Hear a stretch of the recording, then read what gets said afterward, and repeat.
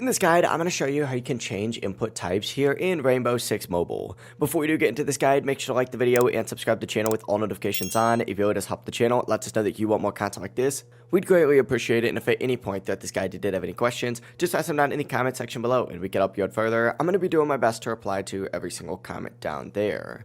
It all kind of starts with you opening up your settings, so go ahead and tap in the gear icon up in the top right corner of your screen from the main menu, and from here go ahead and navigate to the gameplay section on the left hand sidebar.